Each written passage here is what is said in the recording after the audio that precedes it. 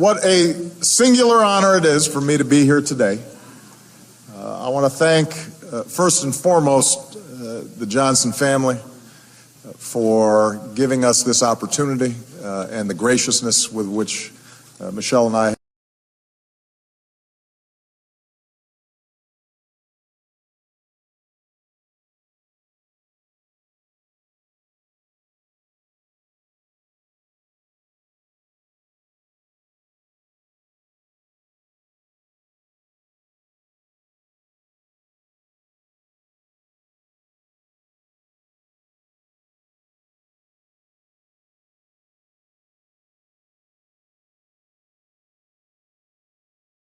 graciousness with which Michelle and I have been received. We came down a little bit late because we were upstairs looking at some of the exhibits and some of the private offices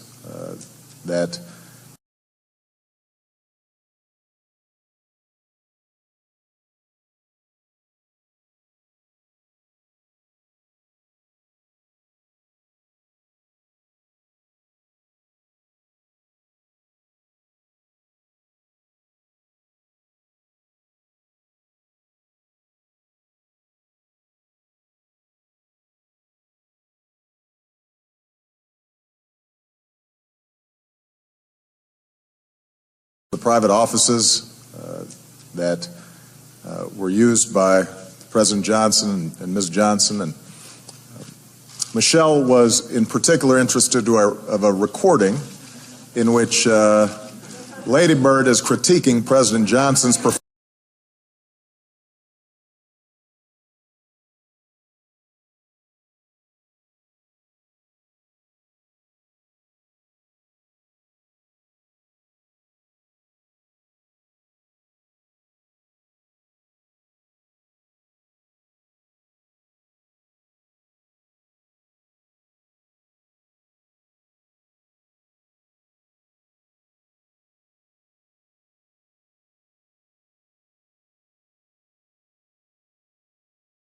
Is critiquing President Johnson's performance. And she said, come, you need to listen to this. And she pressed the button and nodded her head.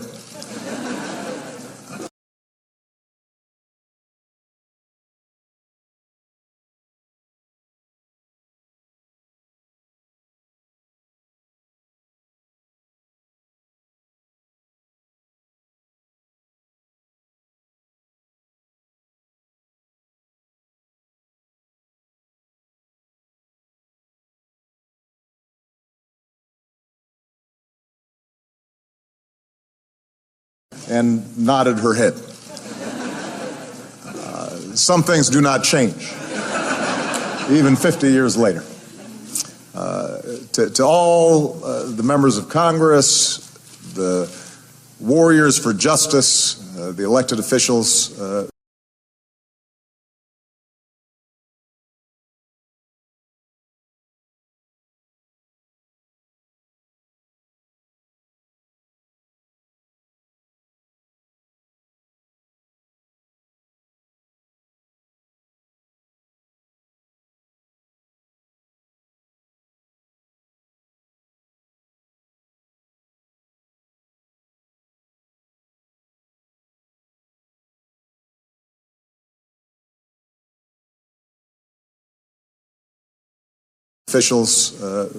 and community leaders who are here today, I want to thank you. 4 days into his sudden presidency, and the night before he would address a joint session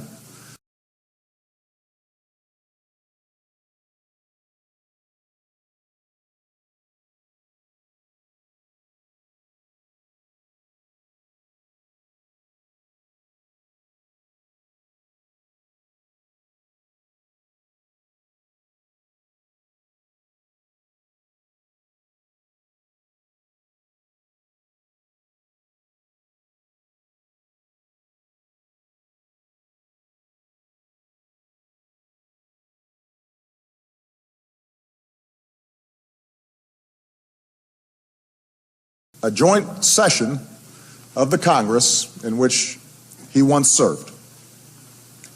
Lyndon Johnson sat around a table with his closest advisors, preparing his remarks.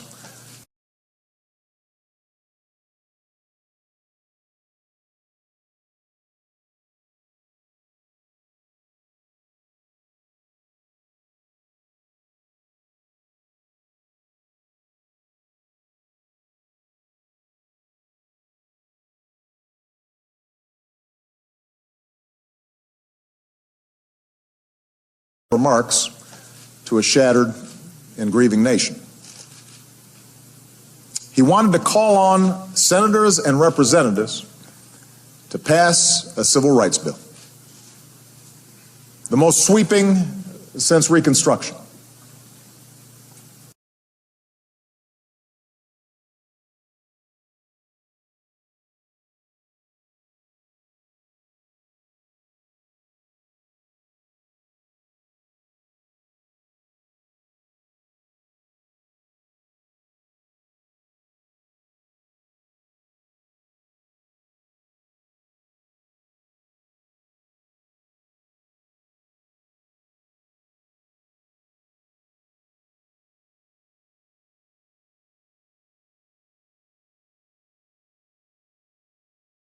The most sweeping since Reconstruction. Most of his staff counseled him against it. They said it was hopeless, that it would anger powerful Southern Democrats and committee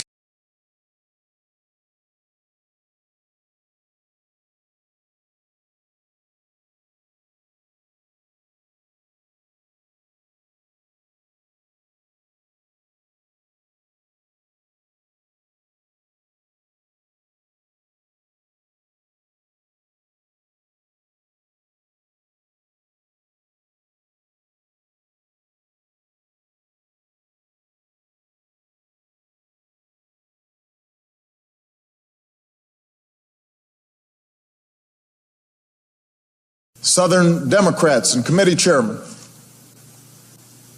that it risked derailing the rest of his domestic agenda. And one particularly bold aide said he did not believe a president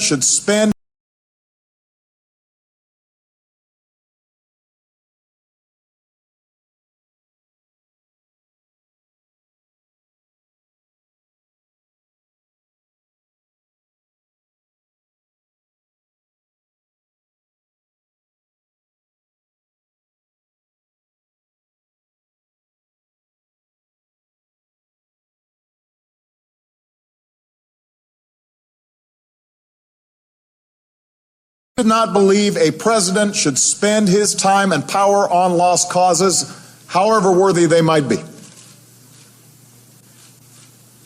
To which it is said, President Johnson replied,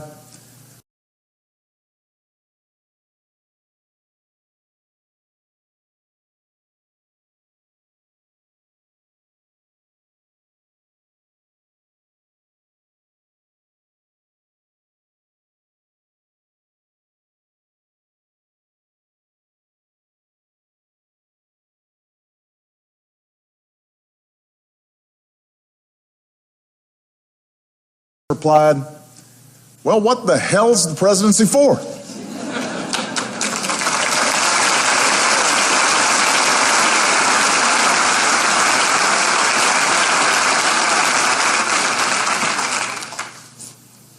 What the hell's the presidency for? If not to fight for causes you believe in.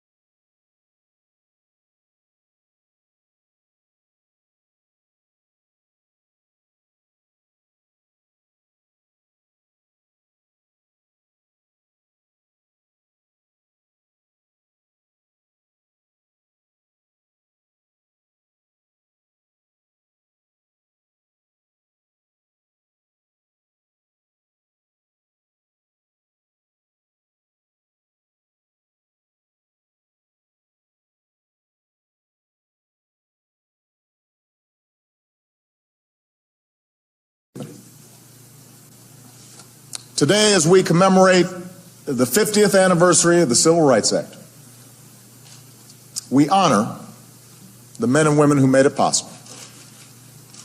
Some of them are here today.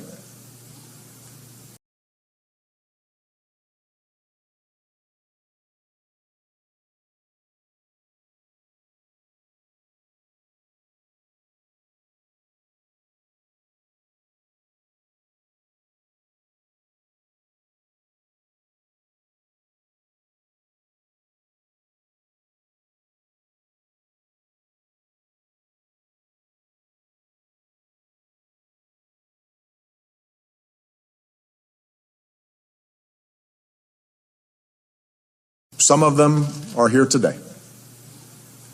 We celebrate giants like John Lewis and Andrew Young and Julian Bond. We recall the countless unheralded Americans, black and white,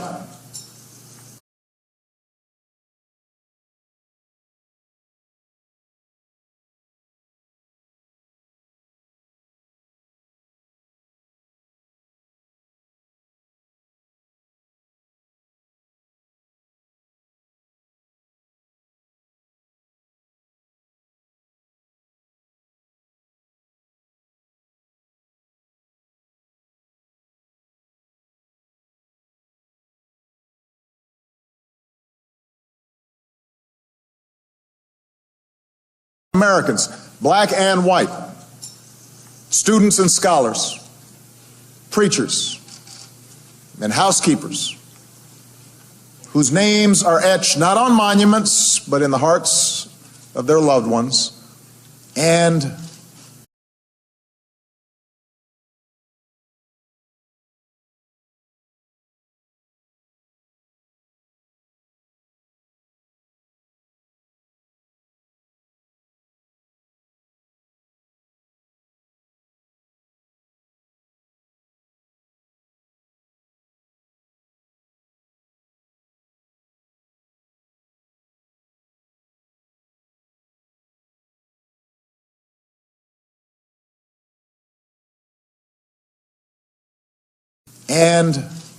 in the fabric of the country that they helped to change. But we also gather here, deep in the heart of the state that shaped him,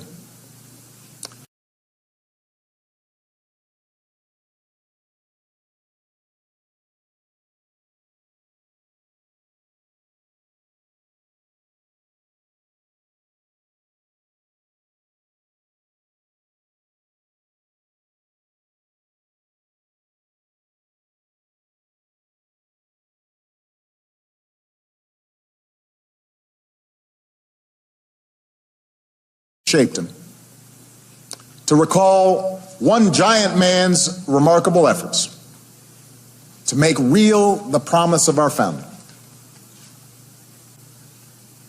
We hold these truths to be self-evident.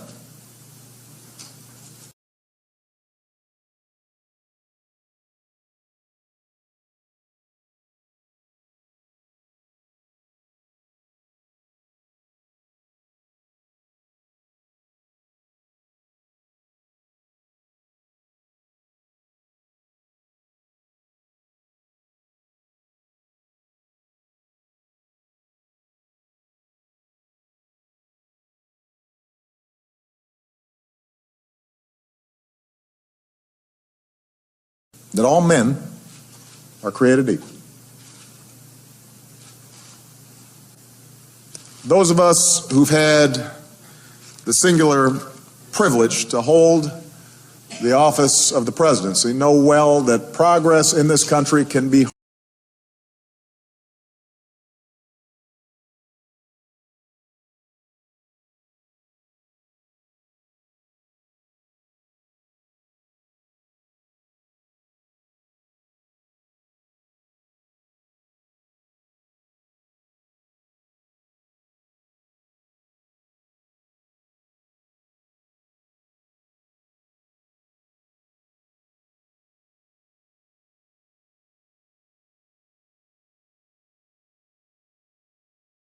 that progress in this country can be hard and it can be slow.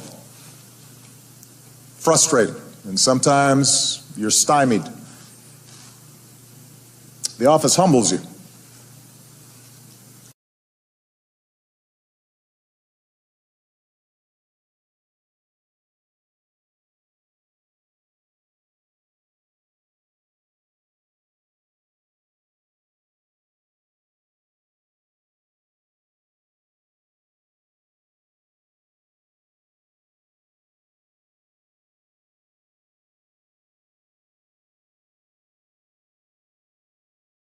You're reminded daily that in this great democracy, you are but a relay swimmer in the currents of history, bound by decisions made by those who came before.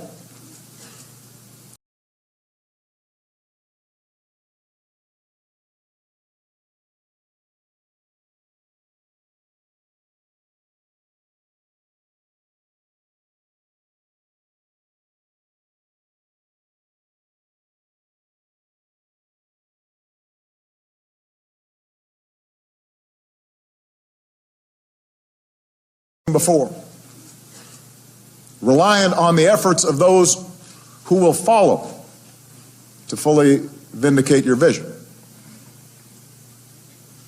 But the presidency also affords a unique opportunity to bend those currents.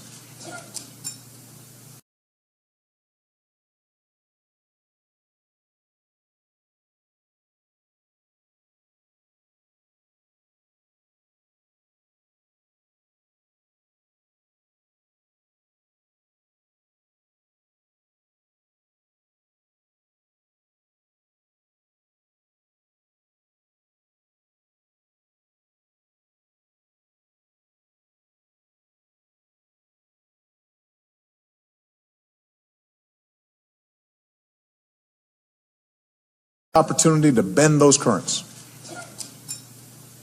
by shaping our laws and by shaping our debates, by working within the confines of the world as it is, but also by reimagining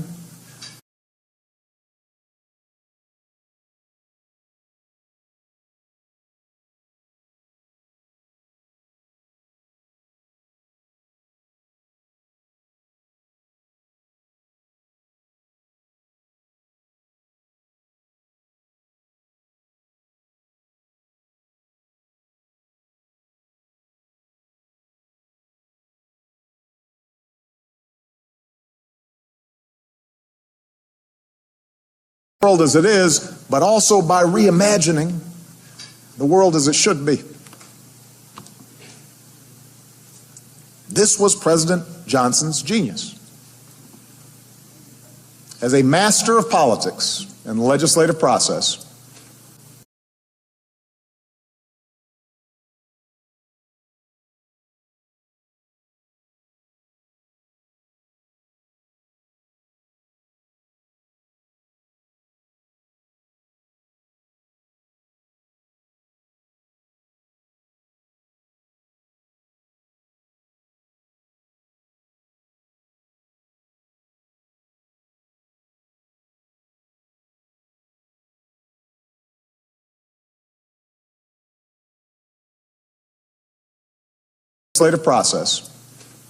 he grasped, like few others, the power of government to bring about change. LBJ was nothing if not a realist. He was well aware that the law alone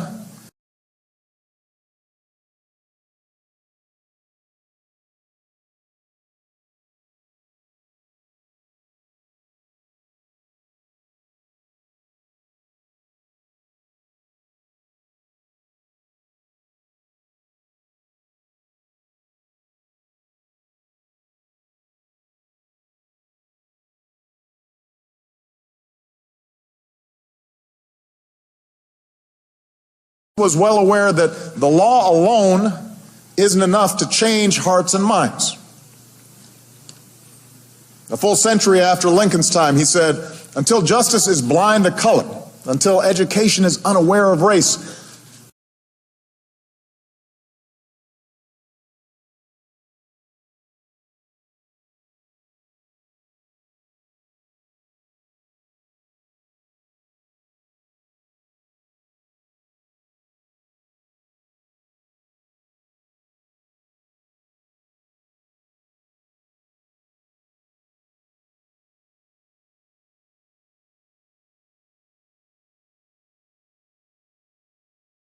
until education is unaware of race, until opportunity is unconcerned with the color of men's skins, emancipation will be a proclamation, but not a fact.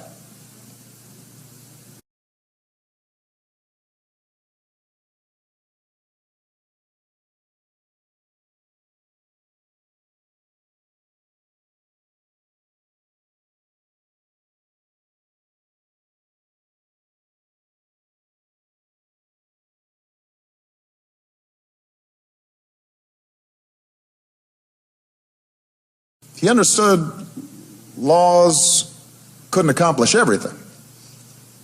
But he also knew that only the law could anchor change and set hearts and minds on a different course.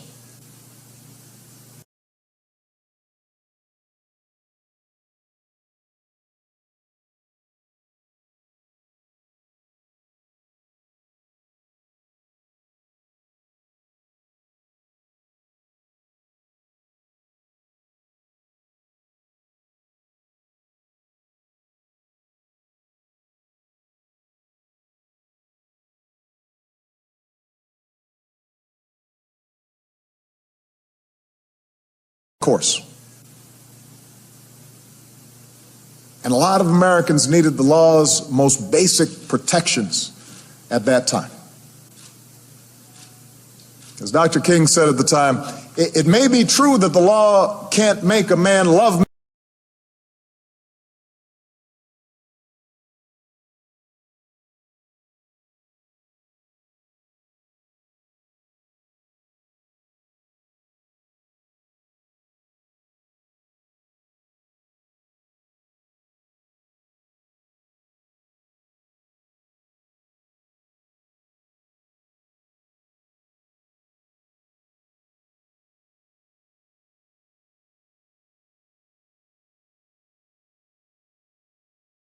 that the law can't make a man love me, but it can keep him from lynching me. And I think that's pretty important.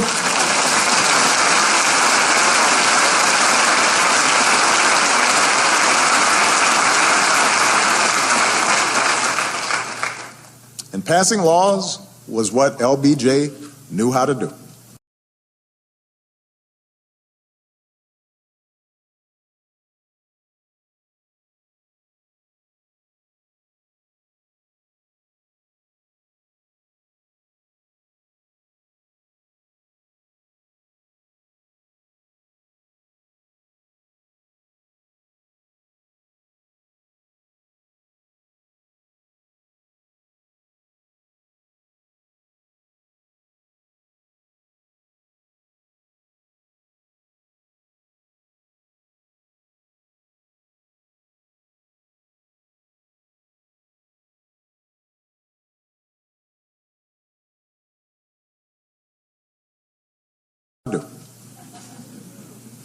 No one knew politics, and no one loved legislating more than President Johnson. He was charming when he needed to be, ruthless when required.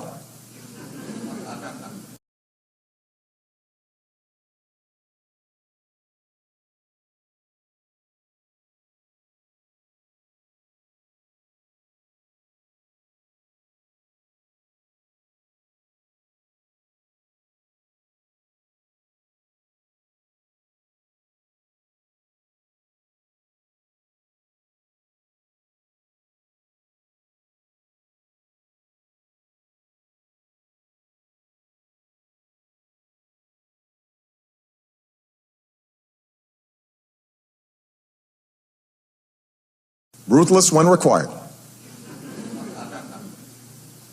He could wear you down with logic and argument.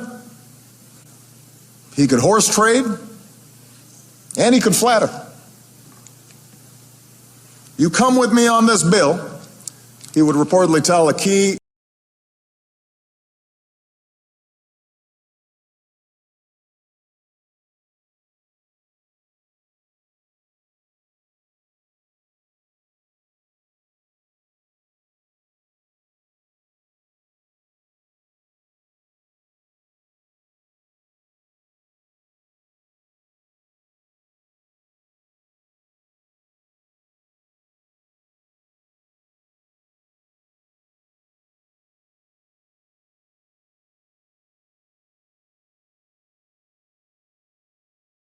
He would reportedly tell a key Republican leader from my home state during the fight for the Civil Rights Bill, and 200 years from now, school children will know only two names.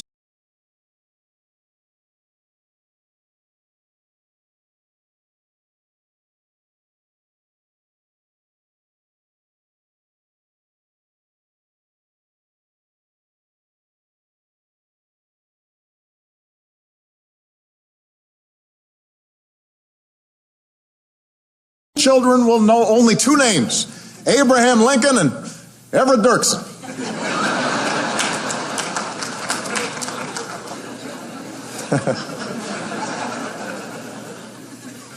And he knew that senators would believe things like that.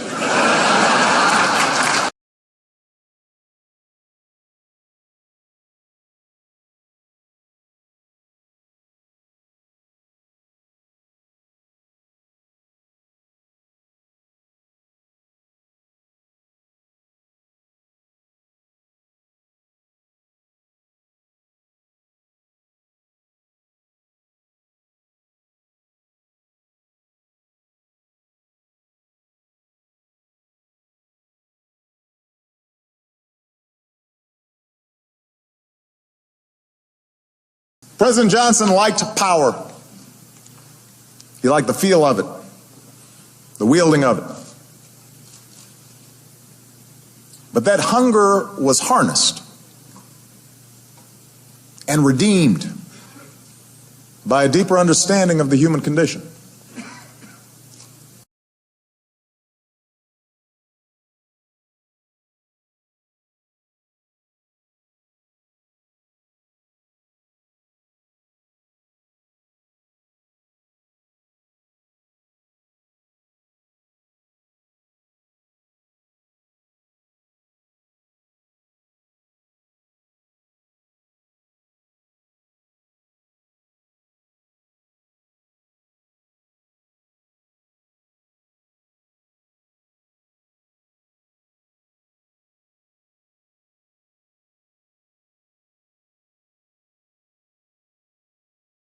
Condition.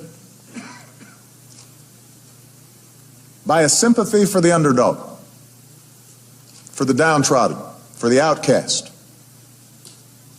And it was a sympathy rooted in his own experience.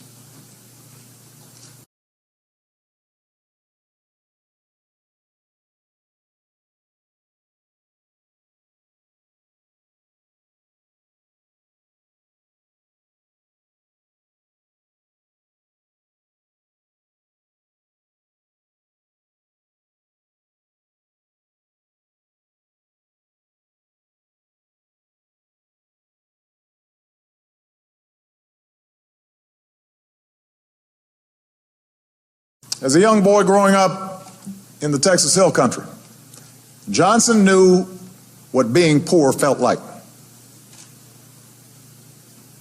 Poverty was so common, he would later say, we didn't even know it had a name.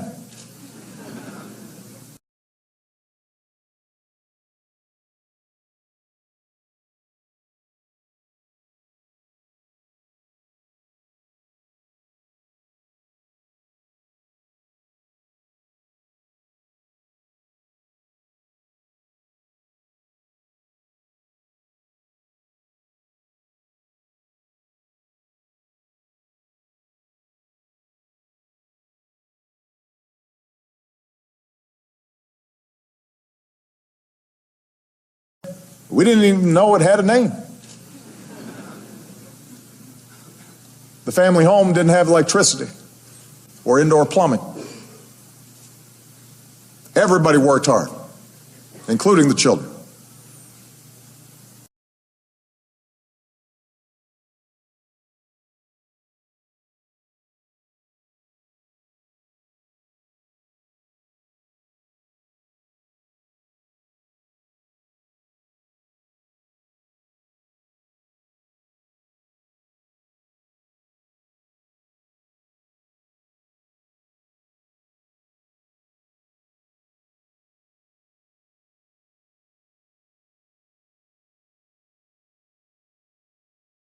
President Johnson had known the metallic taste of hunger the feel of a mother's calloused hands, rubbed raw from washing and cleaning and holding the household together.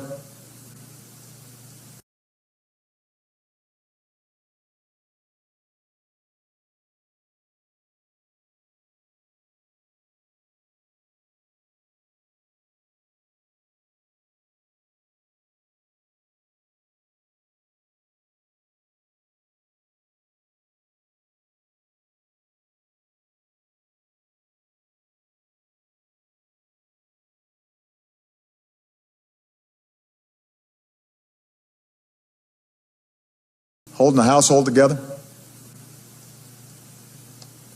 His cousin Ava remembered sweltering days spent on her hands and knees in the cotton fields with Lyndon whispering beside her.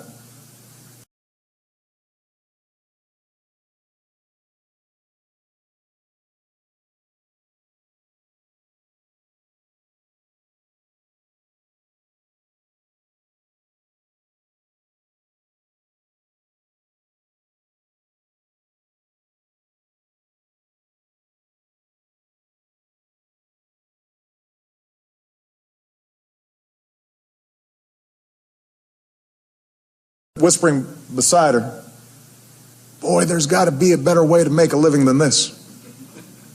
There's got to be a better way."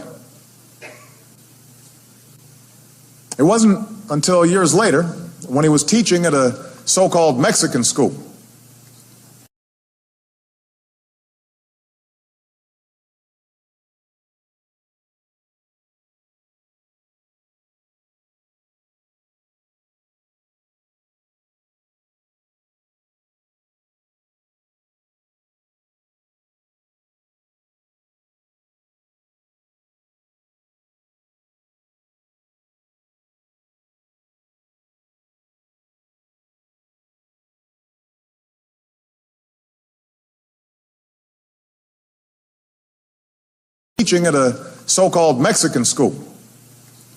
in a tiny town in Texas, that he came to understand how much worse the persistent pain of poverty could be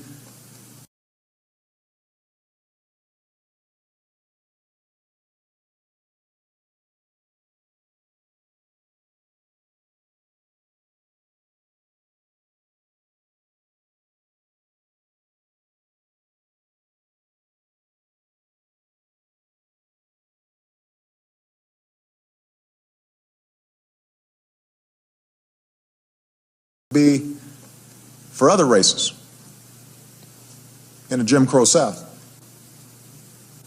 Oftentimes, his students would show up to class hungry. And when he'd visit their homes, he'd meet fathers who were paid slave wages.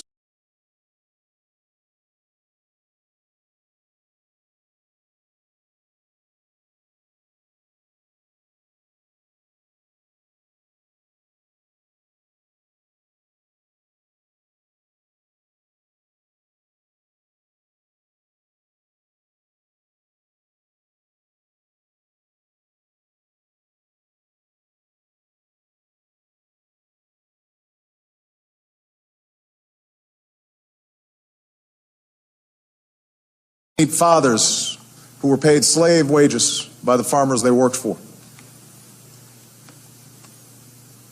Those children were taught, he would later say, that the end of life is in a beet row.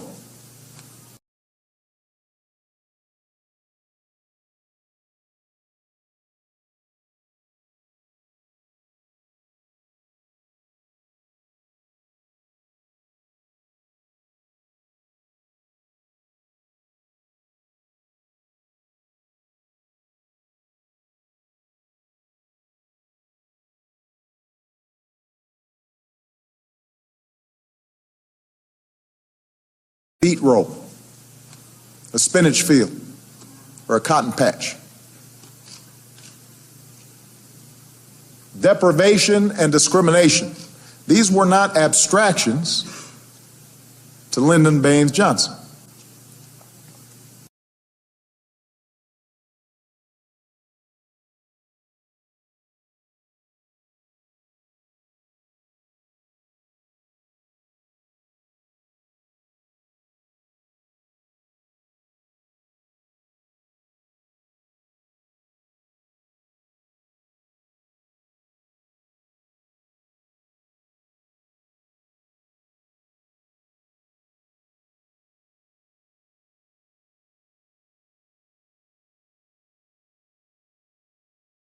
He knew that poverty and injustice are as inseparable as opportunity and justice are joined.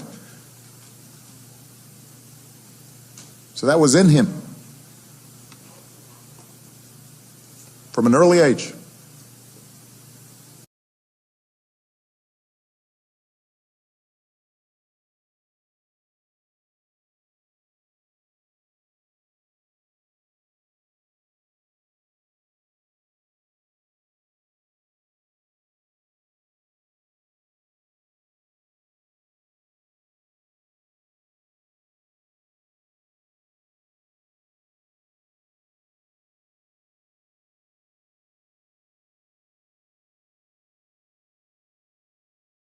Now, like any of us, he was not a perfect man. His experiences in rural Texas may have stretched his moral imagination, but he was ambitious, very ambitious.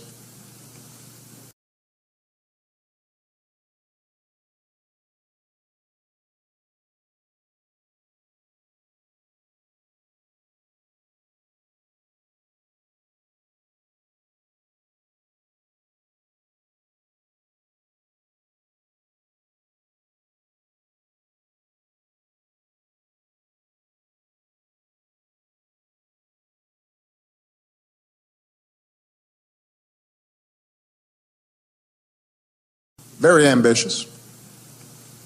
A young man in a hurry to plot his own escape from poverty and to chart his own political career. And in the Jim Crow South, that meant not challenging convention.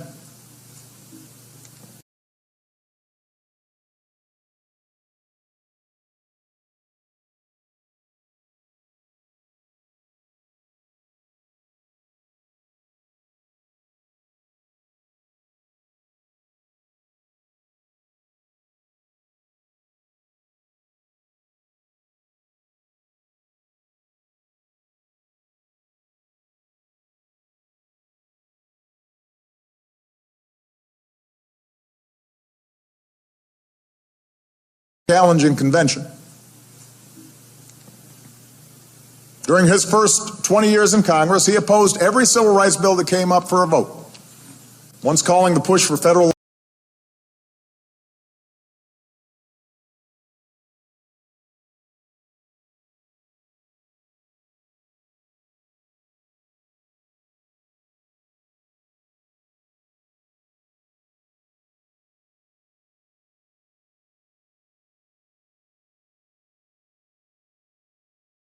once calling the push for federal legislation a farce and a shame. He was chosen as a vice presidential nominee in part because of his affinity with and ability to deliver that Southern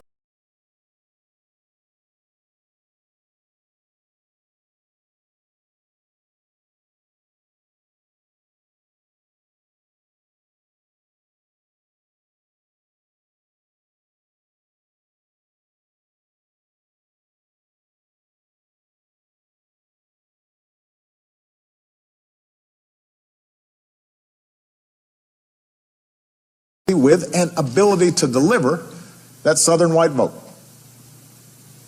And at the beginning of the Kennedy administration, he shared with President Kennedy a caution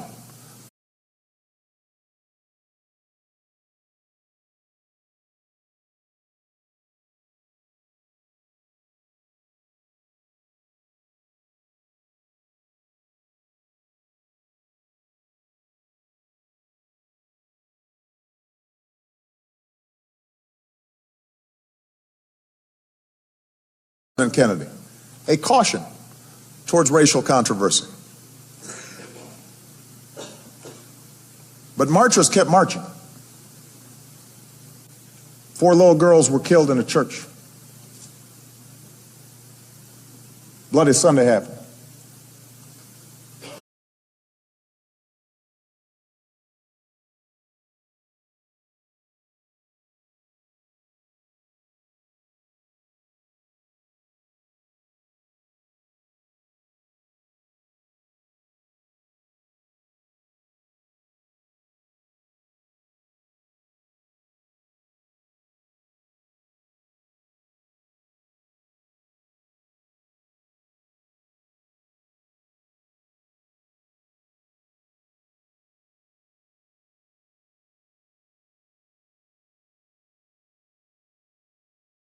the winds of change blew.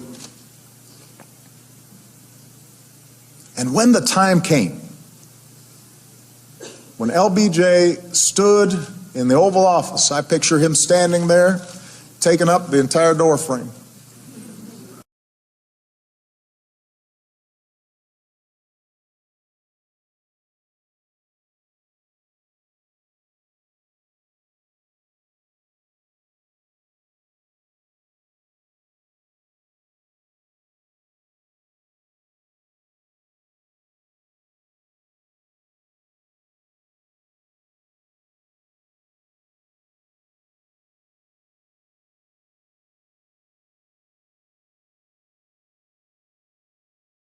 Our door frame, looking out over the South Lawn in a quiet moment, and asked himself what the true purpose of his office was for.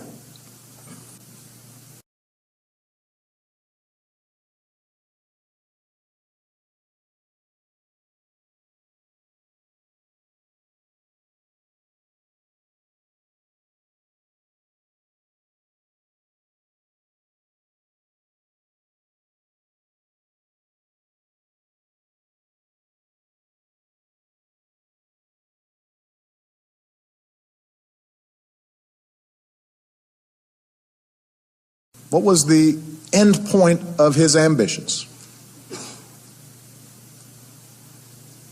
He would reach back in his own memory,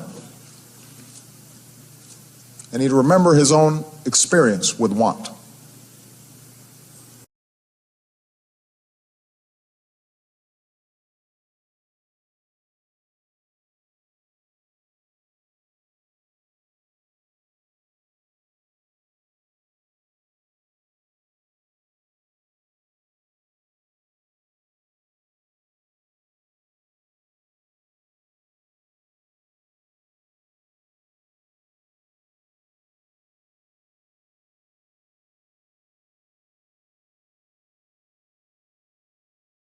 And he knew that he had a unique capacity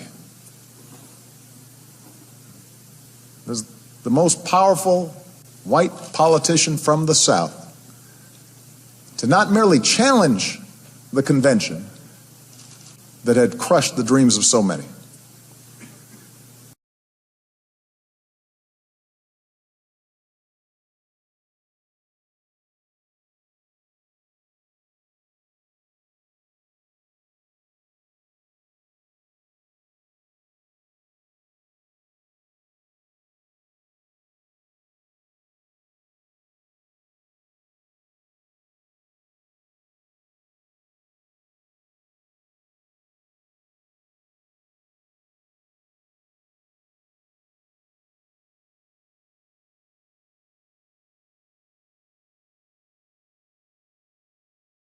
that had crushed the dreams of so many, but to ultimately dismantle for good the structures of legal segregation. He's the only guy who could do it.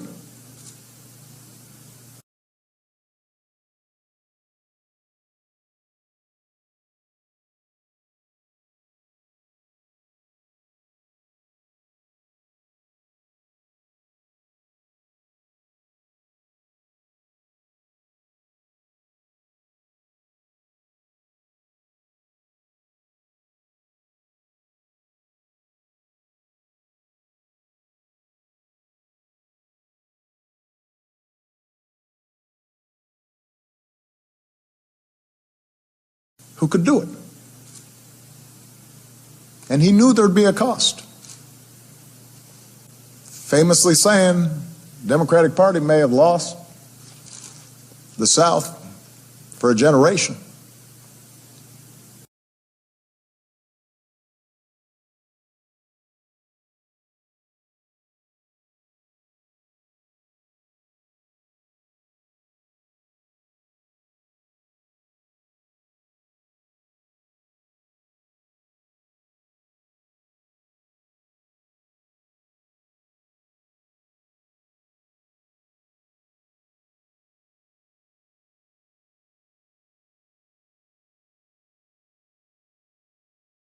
That's what his presidency was for. That's where he meets his moment. And possessed with an iron will, possessed with those skills that he had honed so many years in Congress,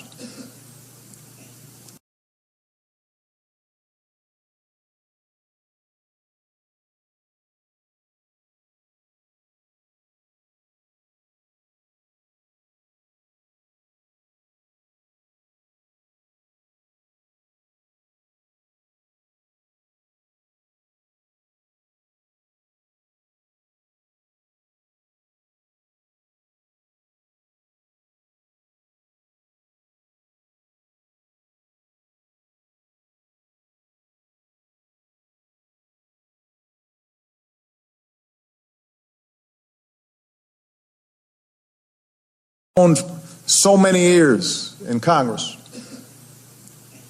pushed and supported by a movement of those willing to sacrifice everything for their own liberation.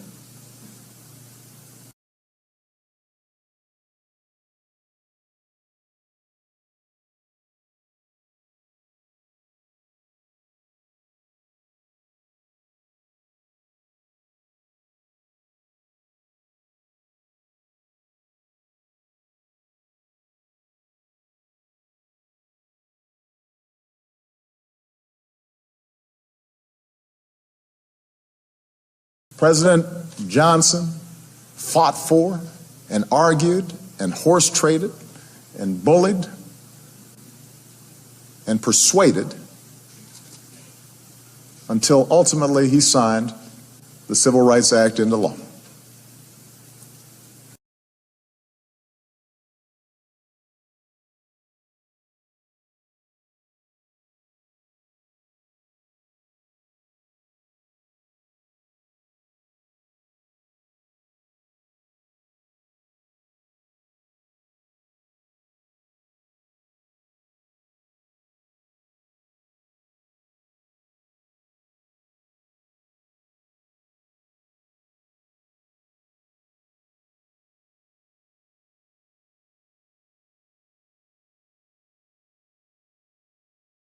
Act into law. And he didn't stop there. Even though his advisors again told him to wait. Again told him, let the dust settle.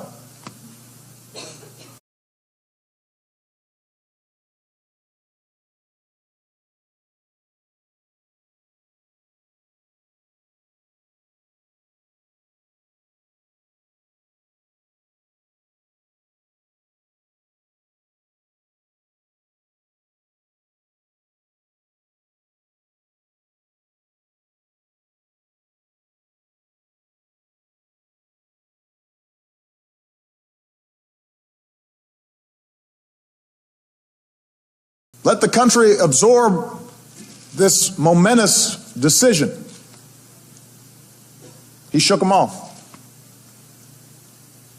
The meat in the coconut, as President Johnson would put it, was the Voting Rights Act.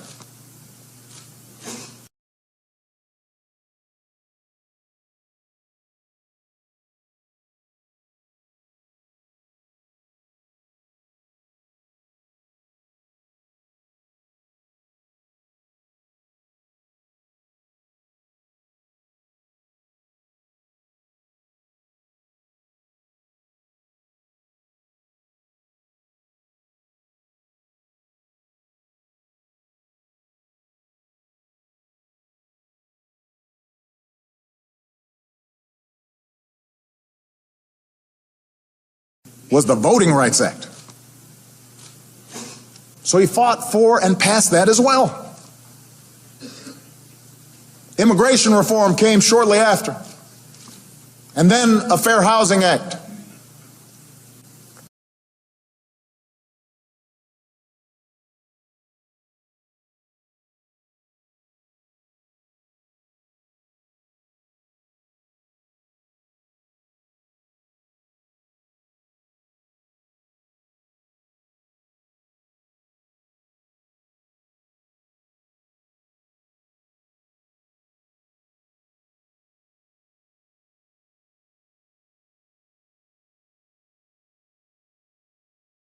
And then a healthcare law that opponents described as socialized medicine that would curtail America's freedom, but ultimately freed millions of seniors from the fear that illness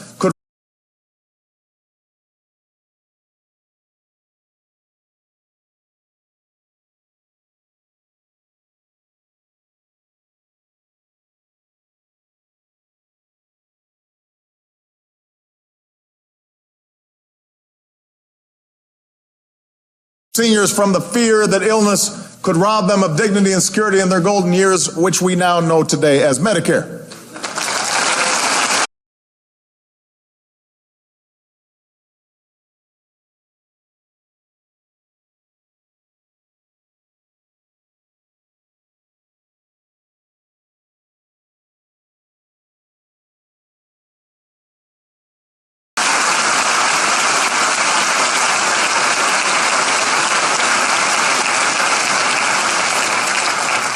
What President Johnson understood was that equality required more than the absence of oppression. It required the presence of economic opportunity.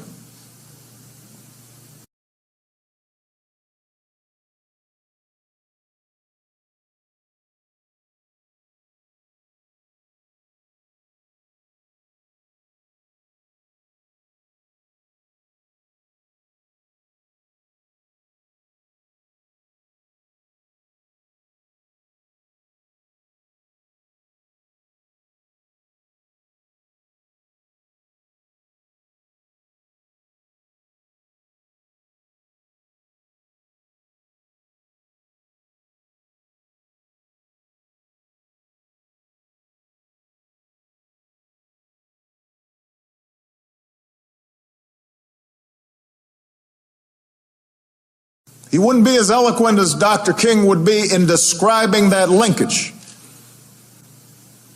As Dr. King moved into mobilizing sanitation workers and the poor people's movement, but he understood that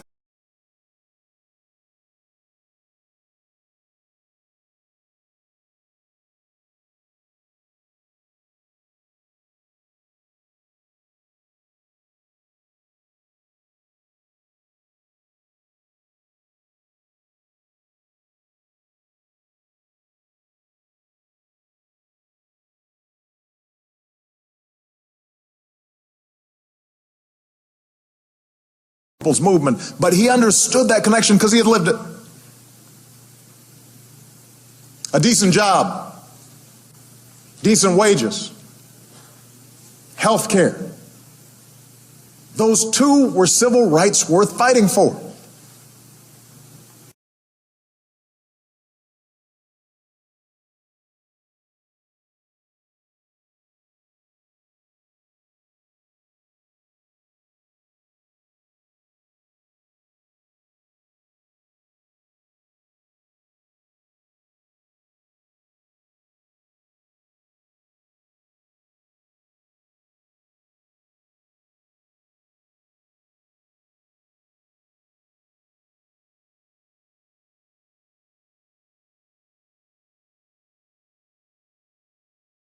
Fighting for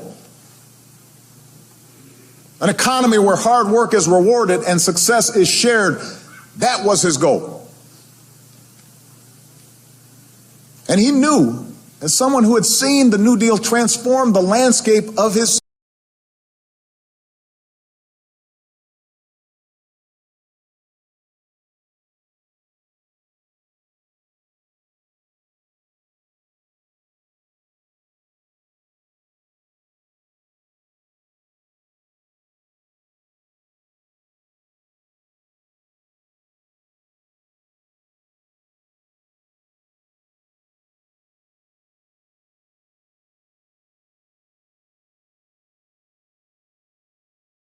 Deal transformed the landscape of his Texas childhood, who had seen the difference electricity had made because of the Tennessee Valley Authority.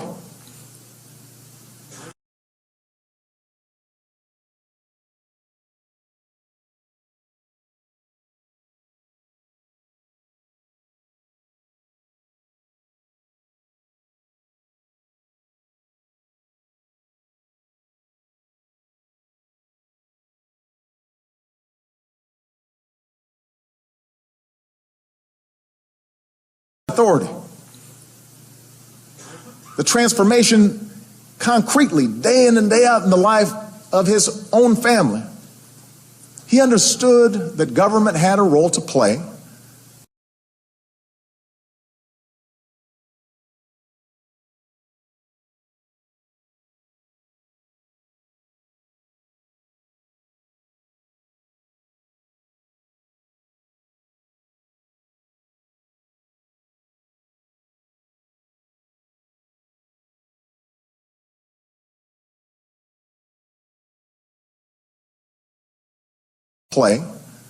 In broadening prosperity to all those who would strive for it.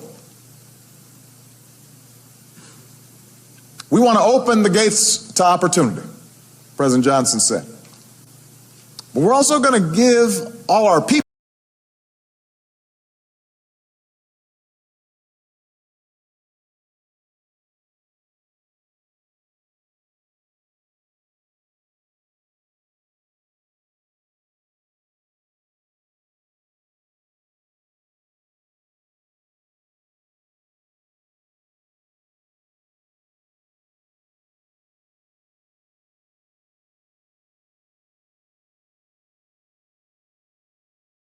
But we're also going to give all our people, black and white, the help they need to walk through those gates.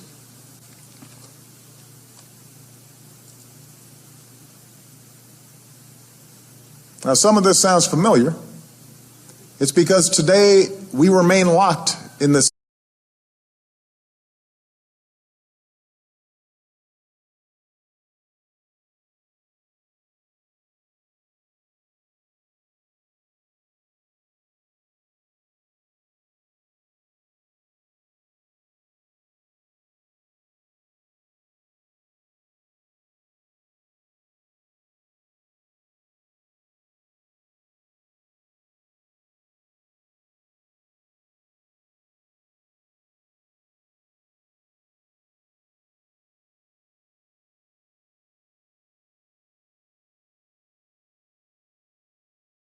It's because today we remain locked in the same great debate about equality and opportunity and the role of government in ensuring each.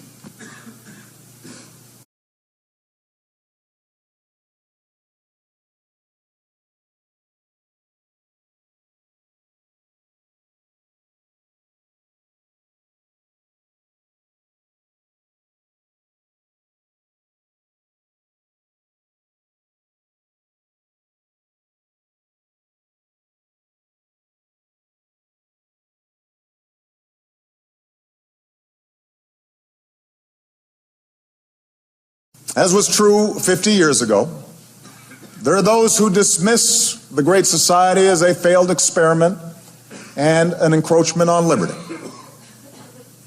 who argue the government has become the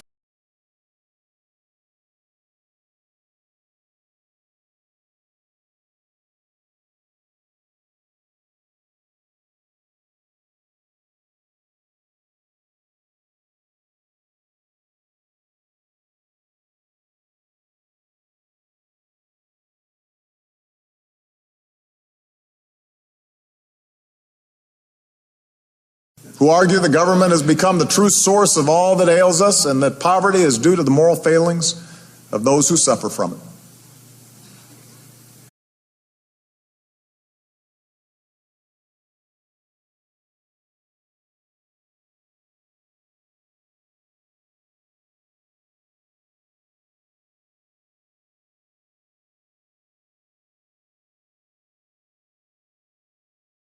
Those who suffer from it. There are also those who argue, John, that nothing's changed. That racism is so embedded in our DNA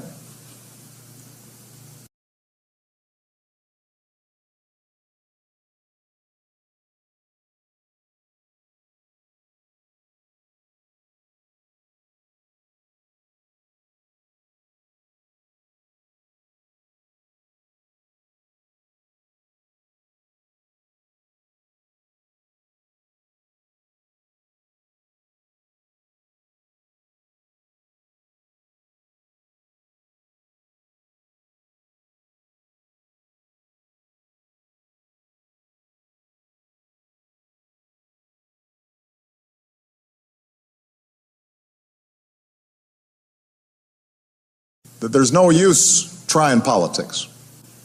The game is rigged. But such theories ignore history. Yes, it's true that despite laws like the Civil Rights Act,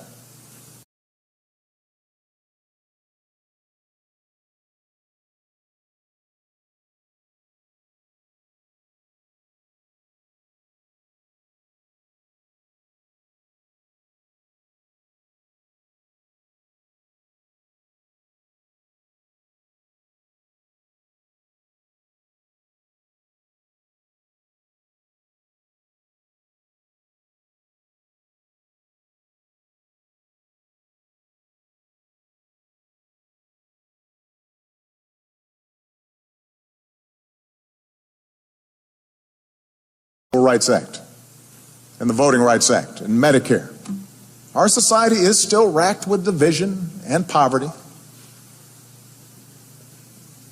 Yes, race still colors our political debates.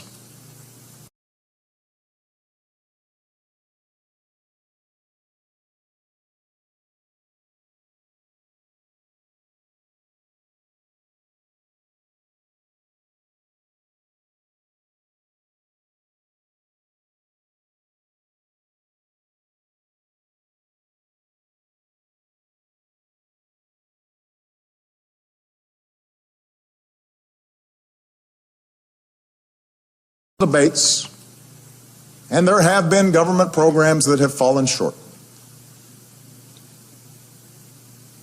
In a time when cynicism is too often passed off as wisdom,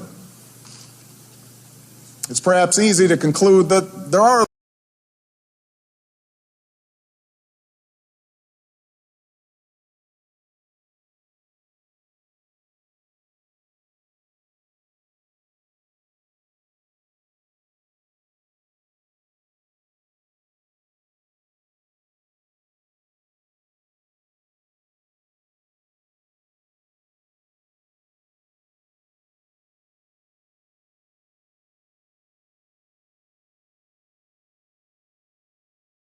It's perhaps easy to conclude that there are limits to change, that we are trapped by our own history, and politics is a fool's errand.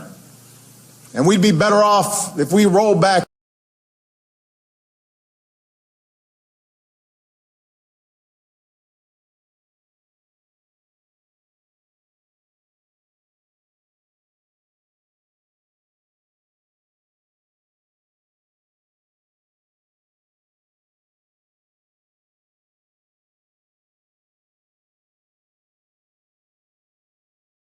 And we'd be better off if we roll back big chunks of LBJ's legacy.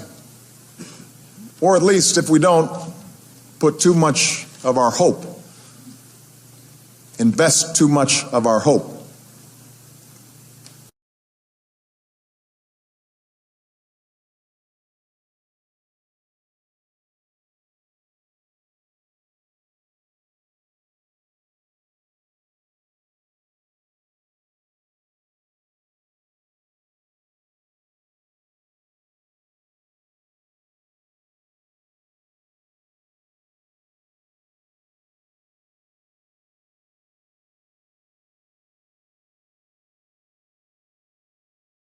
in our government.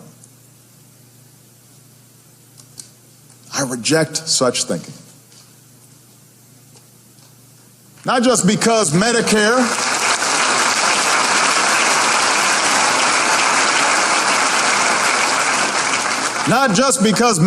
and Medicaid have lifted millions from suffering, not just because the poverty rate in this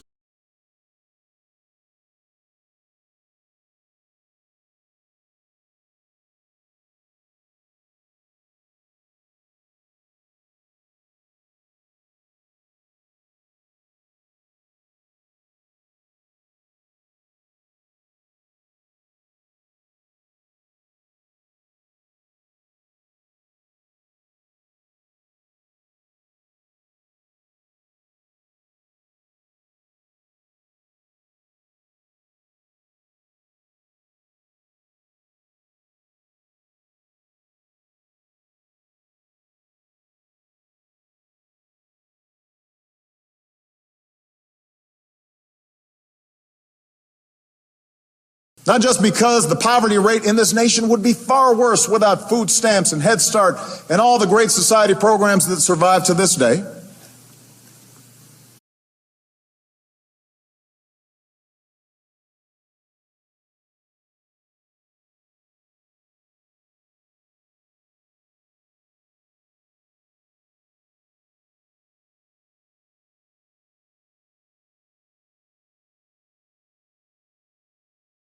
This day, I reject such cynicism because I have lived out the promise of LBJ's efforts. Because Michelle has lived out the legacy of those efforts. Because my daughters have lived out the legacy of those.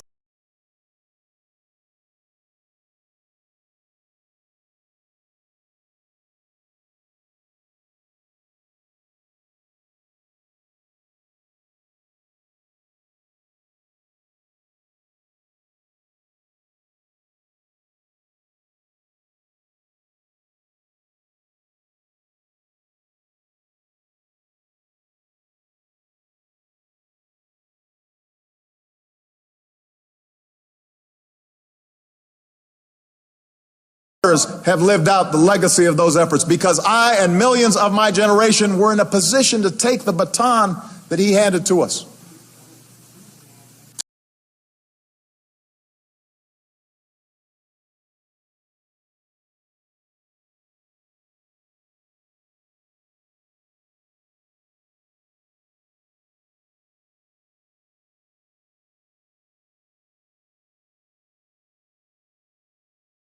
The baton that he handed to us.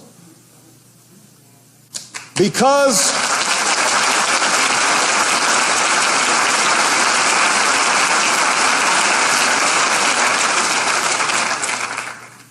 of the civil rights movement, because of the laws President Johnson signed, new doors of opportunity and education swung open for everybody.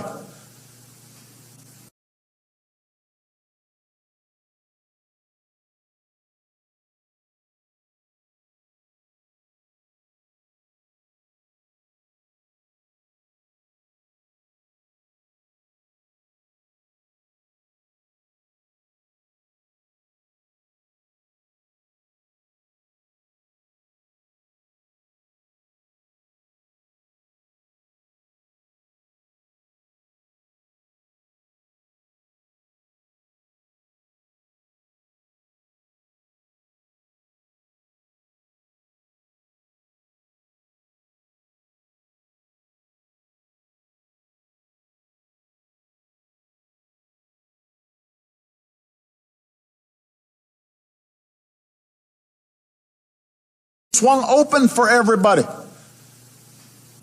Not all at once, but they swung open. Not just blacks and whites, but also women and Latinos and Asians and Native Americans.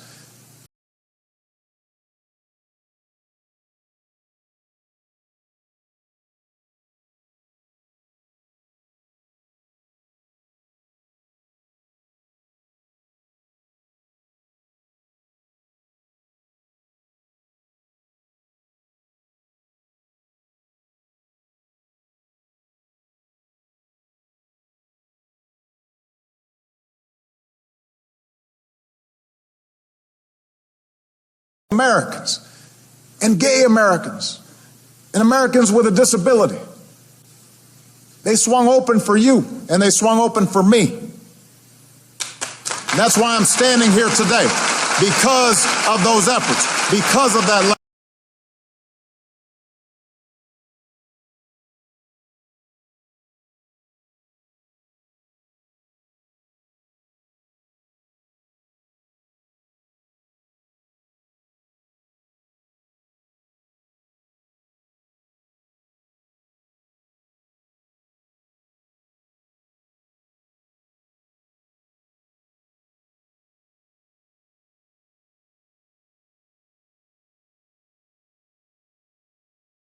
Because of those efforts, because of that legacy.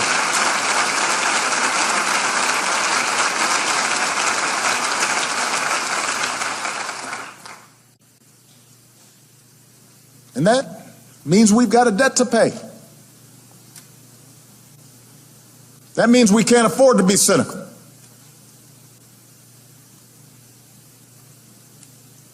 Half a century later, the laws LBJ passed are now as fundamental to our conception of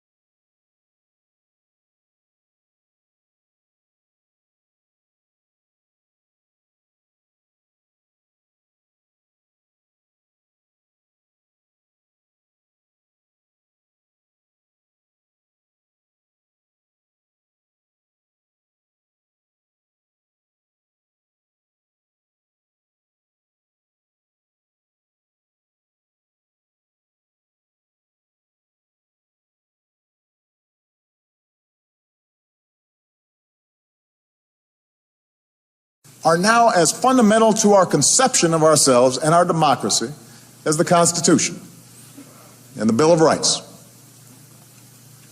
They are foundational.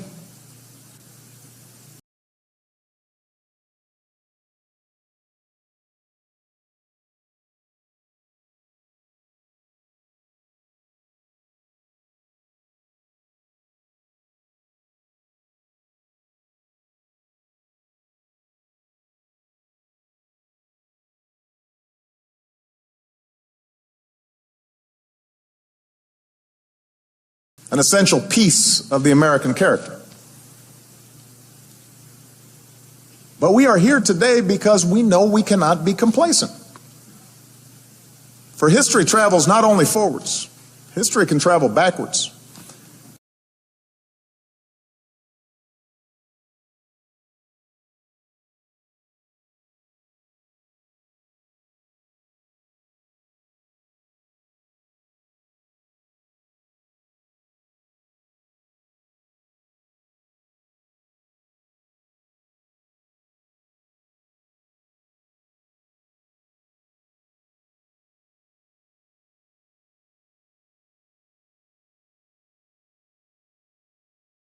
History can travel backwards. History can travel sideways. And securing the gains this country has made requires the vigilance of its citizens.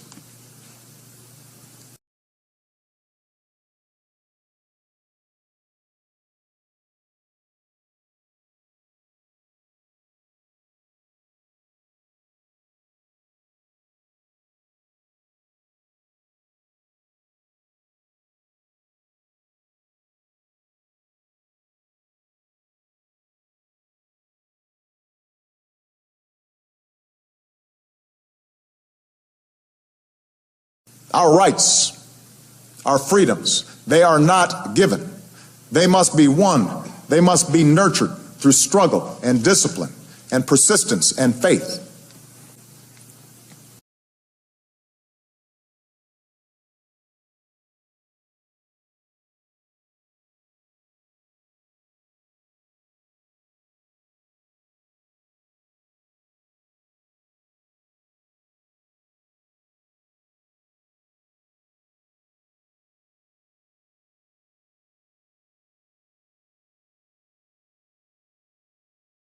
And one concern I have sometimes during these moments, the celebration of the signing of the Civil Rights Act, the March on Washington,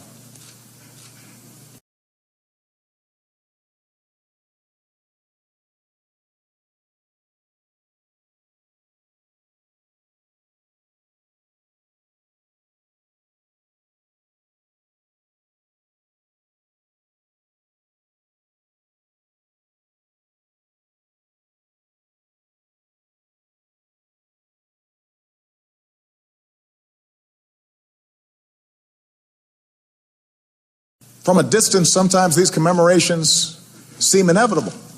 They seem easy. all the pain and difficulty and struggle and doubt, all that's rubbed away.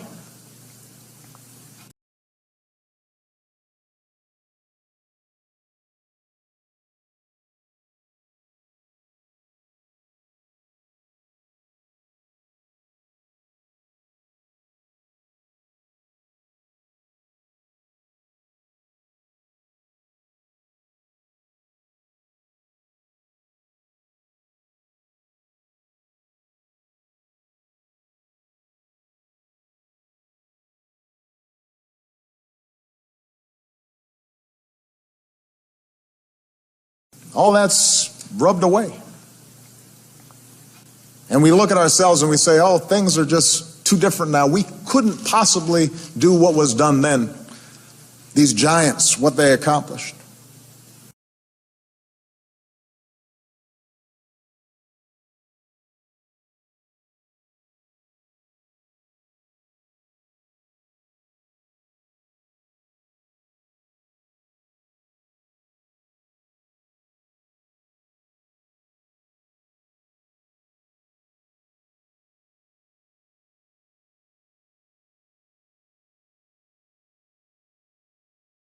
These giants, what they accomplished. And yet they were men and women too. It wasn't easy then. It wasn't certain then.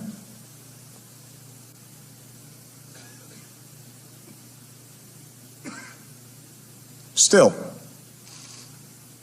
the story of America is a story of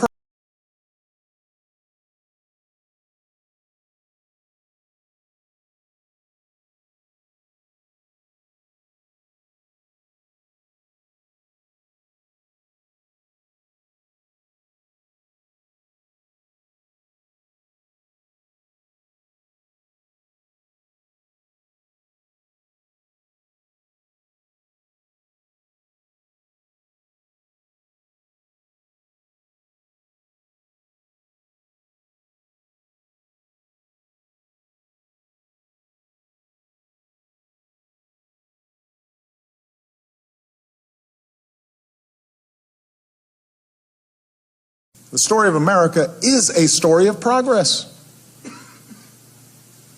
However slow, however incomplete, however harshly challenged at each point on our journey, however flawed our leaders,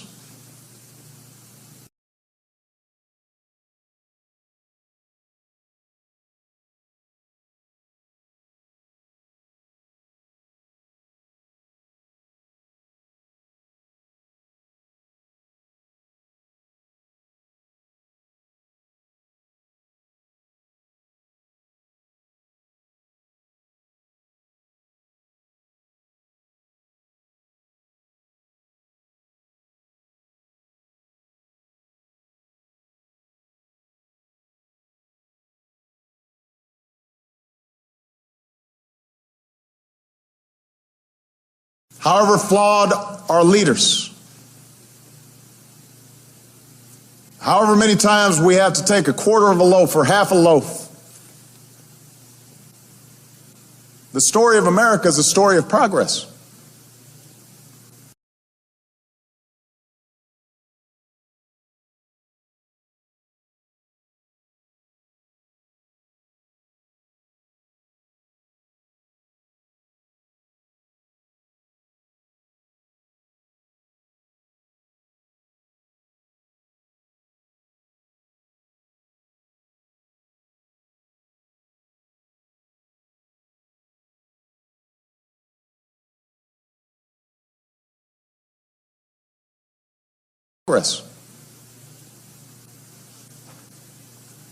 And that's true because of men like President Lyndon Baines Johnson.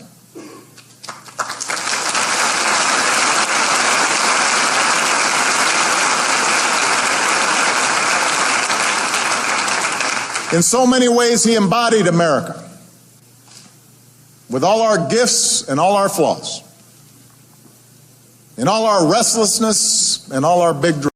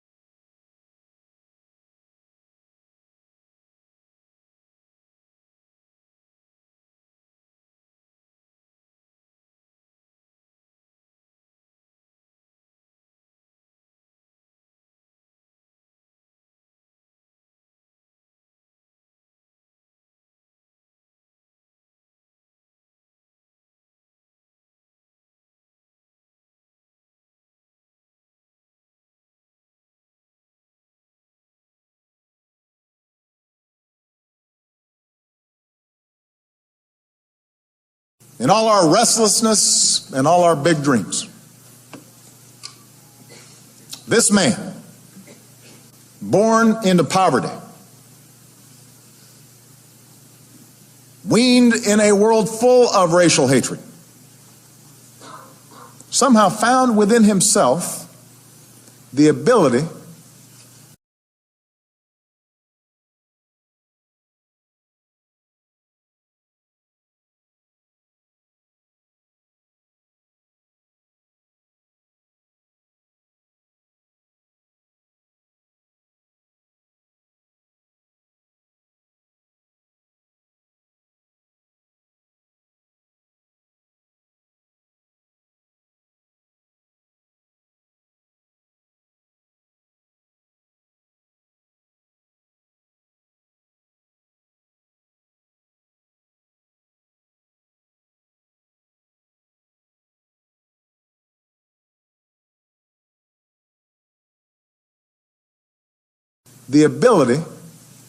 to connect his experience with the brown child in a small Texas town,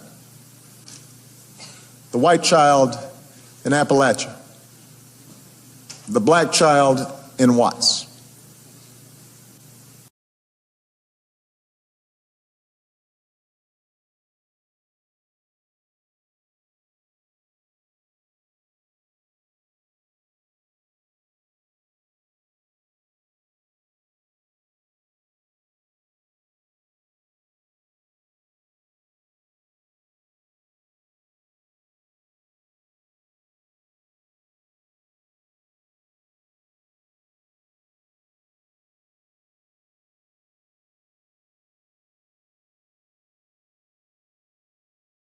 As powerful as he became in that Oval Office, he understood them. He understood what it meant to be on the outside. And he believed that their plight was his plight too.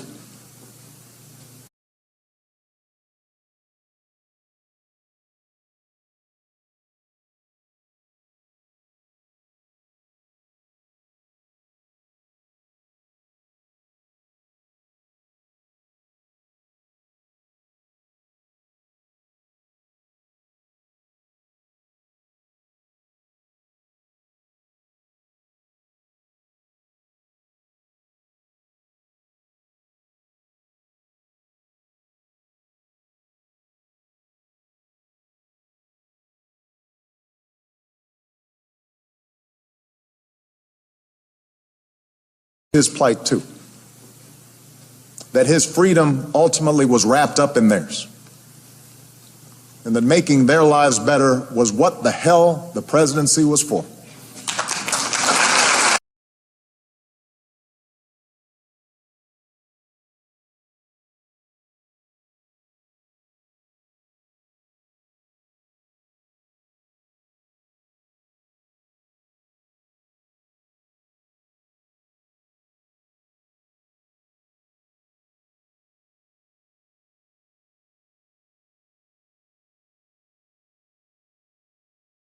And those children were on his mind when he strode to the podium that night in the House chamber when he called for the vote on the civil rights law.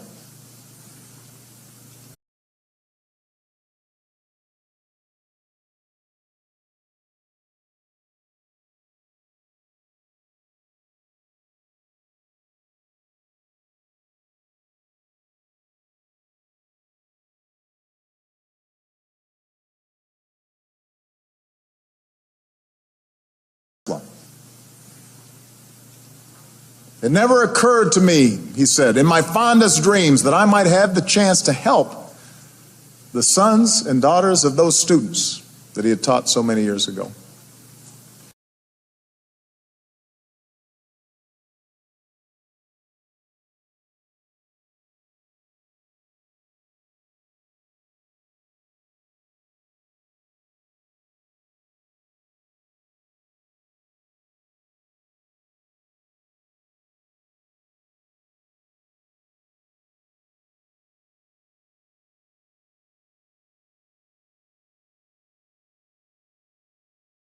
that he had taught so many years ago, and to help people like them all over this country. But now I do have that chance, and I'll let you in on a secret. I mean to use it.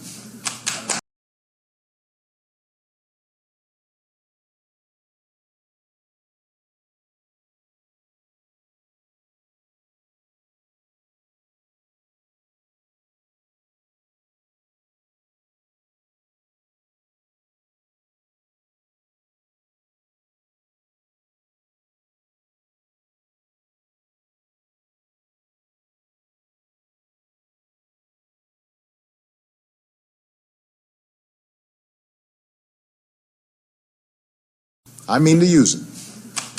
And I hope that you will use it with me.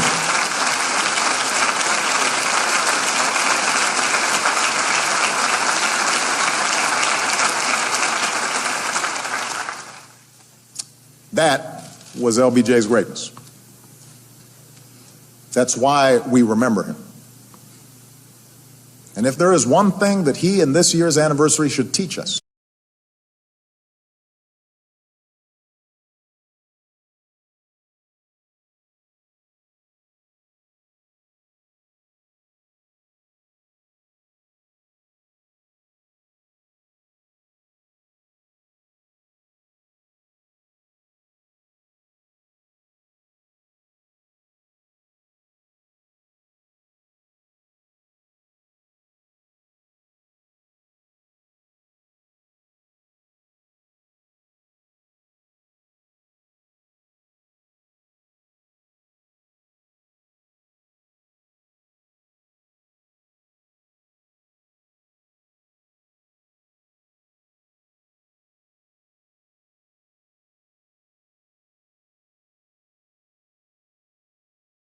year's anniversary should teach us.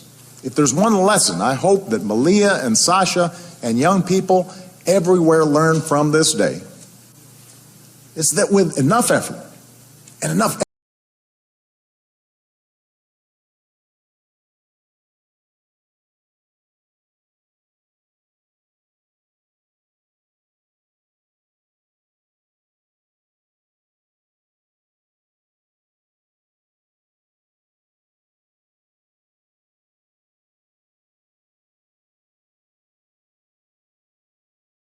It's that with enough effort and enough empathy and enough perseverance and enough courage, people who love their country can change it.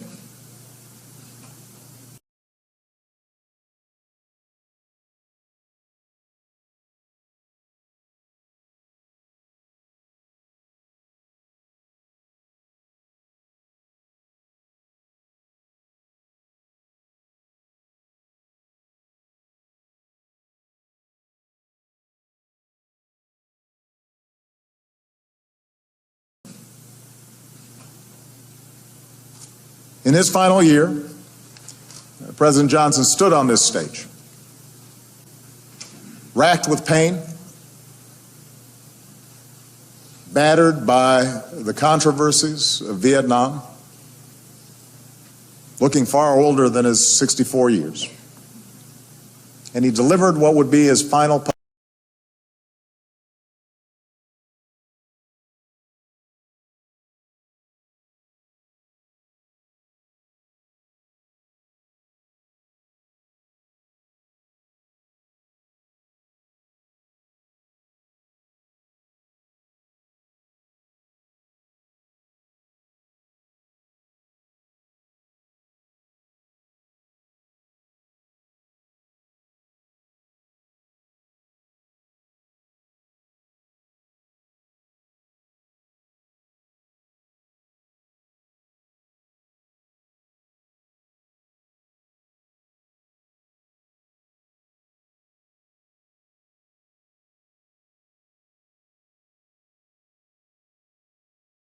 and he delivered what would be his final public speech. We have proved that great progress is possible, he said. We know how much still remains to be done.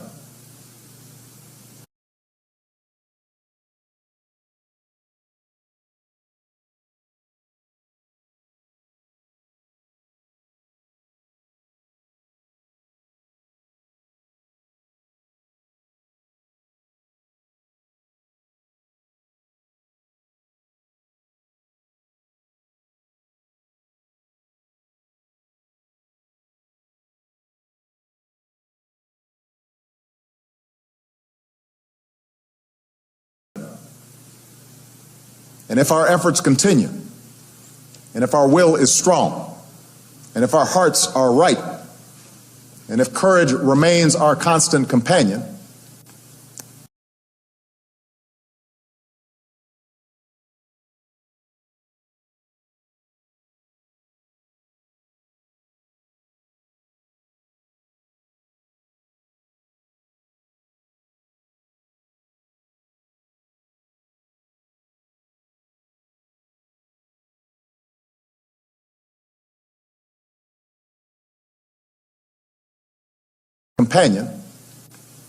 then my fellow Americans, I am confident we shall overcome.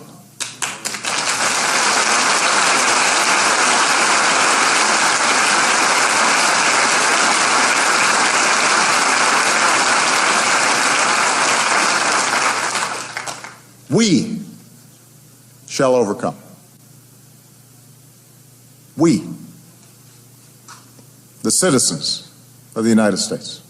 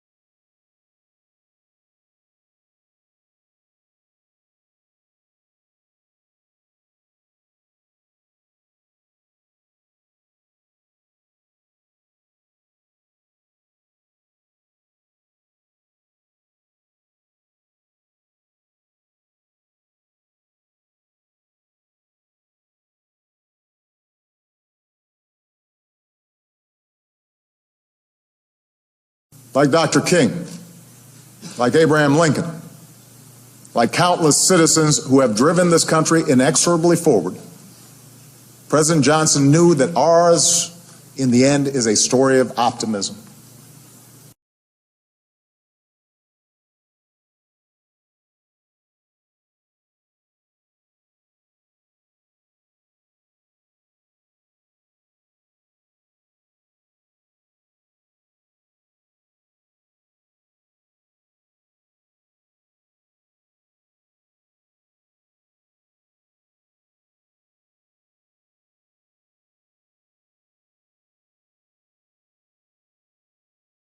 Is a story of optimism, a story of achievement and constant striving that is unique upon this earth. He knew because he had lived that story. He believed that together we can build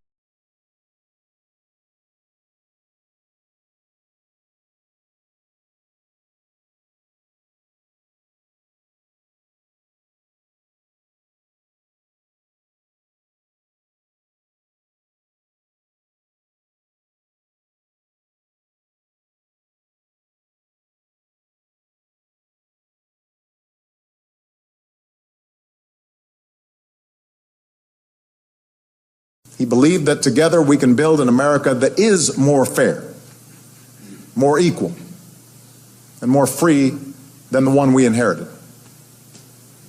He believed we make our own destiny.